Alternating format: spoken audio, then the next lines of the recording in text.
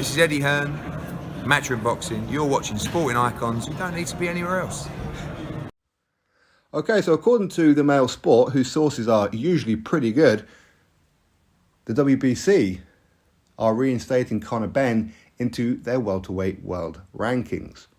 Reinstated because they would have found Conor Benn to have no wrongdoings when it comes to this particular performance enhancer on 2 occasions.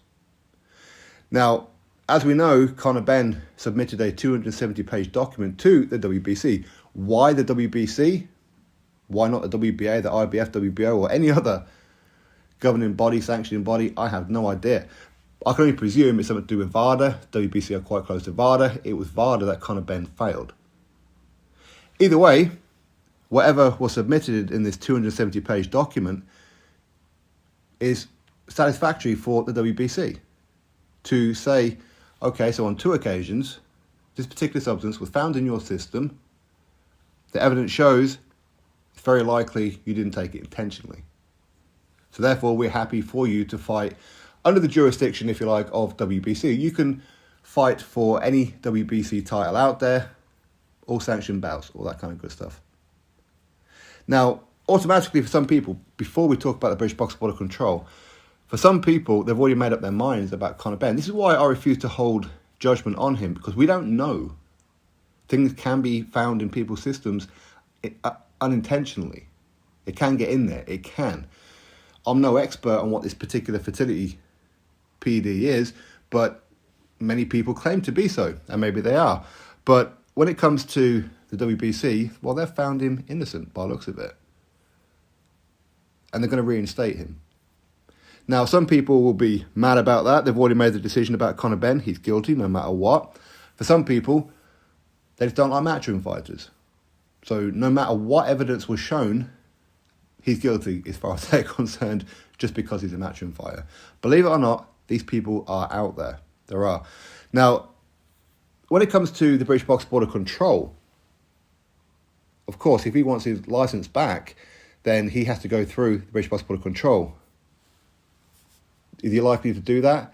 Yes, of course he is. Even though he gave up his licence or however that situation transpired, yes, of course he will. If WBC clear him, he will know the British Boxing Board of Control will also clear him. The British Boxing Board of Control do not stand on their own square. They will not make their own decisions. They will follow the lead of what other people do. They will. History shows that's what they do. The last thing in the world the British Boxing Board of Control are going to do is go through this 270-page document and go, nope, we're not happy with that. We're going to suspend you. Or you're not allowed your licence back, however it is that's how they want to play it. They're not going to do that because British Boxing Board of Control are frightened to death of being sued. Again, history shows that. That's why they don't make boxing decisions that could really mean that they're clamping down on certain things. They don't. They really don't. So with the British Boxing Board of Control clearing, looking at the documents and knowing that the WBC have cleared them, the British Boxing Board of Control will also clear him to have his licence back. For sure. I am 100% sure of that. Okay? Now, I'm not saying that they should or they shouldn't. Obviously, they should go by what the evidence shows and make a decision. That's what they should do. But they'll follow the lead of WBC. Now, no matter what this 270-page document entails, one thing that Conor Benn and his team and anybody else around him will not be able to explain satisfactorily, as far as I'm concerned, is the fact that he had 2 tests. And they tried to brush them under the carpet. Now, whether he'd done something intentionally or not is irrelevant. They tried to brush 2 tests, 2 separate tests, a month apart, under the carpet, and of course go ahead with the Chris Eubank Jr. fight. After the first test, what they should have done was went, hang on, hold your horses, let's look into this. But they didn't. As Conor Benn said, they pretty much put it down to a mistake. It must be a mistake. And then when the second test came in, they tried to hide it. Still tried to put the fight on.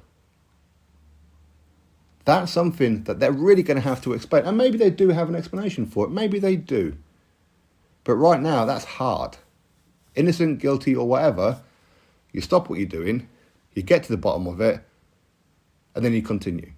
But they didn't. They tried to brush it under the carpet, like whatever it was that VADA found, well, it must be a mistake. He's going to brush it under the carpet. That's the biggest part for a lot of fans. How can you have 2 failed tests and still try to fight?